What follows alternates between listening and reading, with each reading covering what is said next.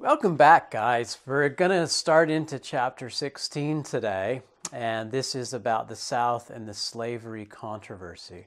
Now, we're going to do this chapter in two parts, and both of these parts, or threads we might call them, are going to be talking about slavery and the slave culture in the United States. And so let's look at this first slide, and the first thing that I want to do is have you note the different colors in the United States at this time. And so on the eastern half, so if you're looking at this map, it's going to be on the right side, you're going to see the states that where most of Americans lived at the time. In the north, we have the green, or the northerners, and there's no slavery here. And in the south, we have the orange states, we have slave states. All of those are open to slavery. Now, if we look at the next slide, what we see is the density, or how tightly packed are these slave areas. Now, remember from the last slide, it's only the southern states that own slaves. In the north, there are no slaves. And within the South, there are also more tightly packed slave areas.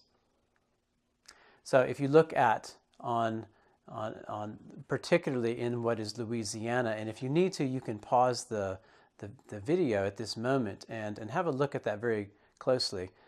Because I want you to see that on Louisiana and along Arkansas and Mississippi, right along as the Mississippi River goes from south to north, it's very heavily populated with slaves.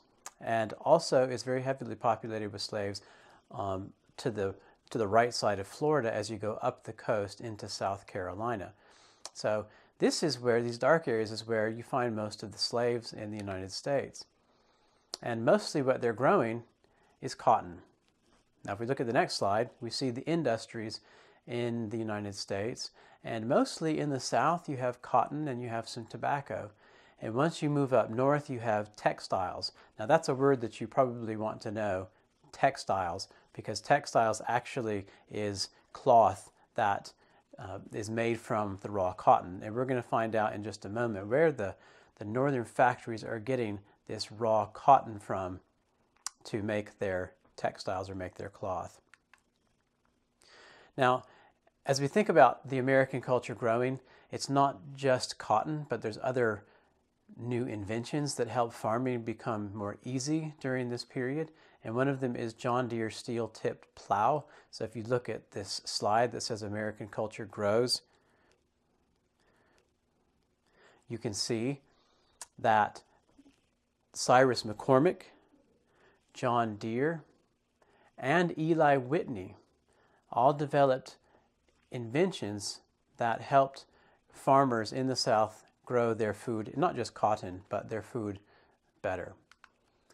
The next slide we see McCormick's reaper. This is Cyrus McCormick, and he developed a farming tool that helped cut wheat much more quickly, a machine. And the next slide, example, the cotton gin. Eli Whitney's, now this is the most important one that has to do with slavery. And this is the one I want to talk about in this part one of this chapter 16. So Eli Whitney's invention, the cotton gin, 1793. Now, I want you to read this slide as I kind of talk about it, because this is a really important slide. On average, it took one slave 10 hours to clean 1 pound of cotton. But after the cotton gin was invented, it takes 2 or 3 slaves 1 day to produce 50 pounds of cotton. Now that's unbelievable. Now what did the cotton gin do? That's the question.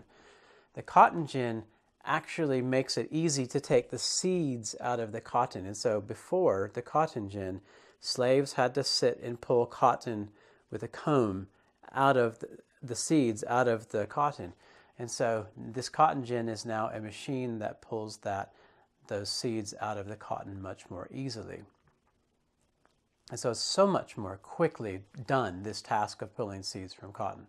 And so you can see from the bottom of this slide, the cotton production doubles in most decades after 1800. So in 1791, there are 2 million pounds of cotton produced. But in 1860, just almost 70 years later, 1 billion pounds of cotton is produced. And then the next slide, the United States by 1940 is producing 60% of the world's cotton. By 1860, we're producing 65% of the world's cotton and 80% of British cotton.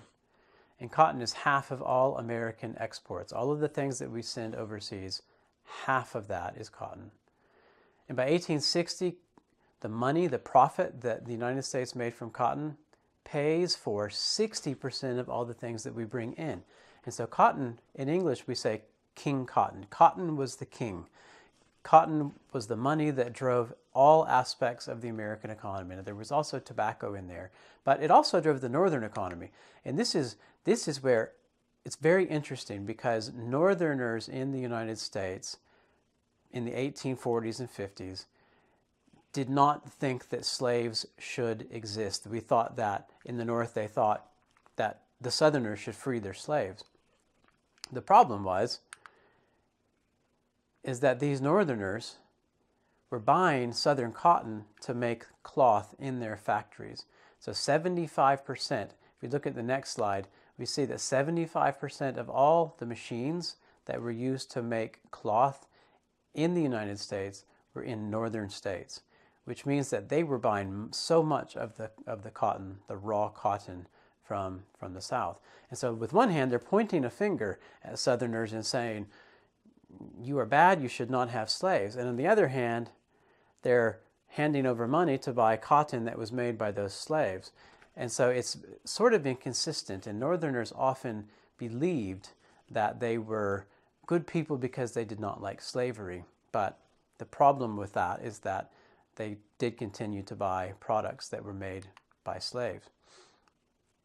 Now, if you look at the next slide, it's the life for slaves. And we're going to talk just a little bit, just for a minute or two, about slaves and the slave life. And you can see from this man's back that he was beaten with a whip many times, and so many scars on his back. It's very sad. But also look at the next slide. We see kind of the cotton planting, the daily life. So the slaves are planting cotton from about early May into October. And then they harvest, they gather, they cut and they gather that from October to early November.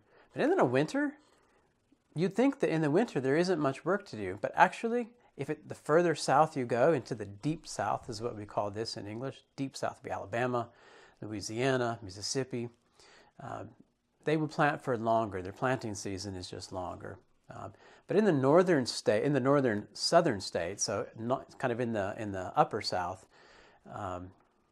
there will be things to fix: houses, fences. They have to clear more land, plow the land, repair what they call the big house, which is the house where their slave owner lived, and any other buildings on the property.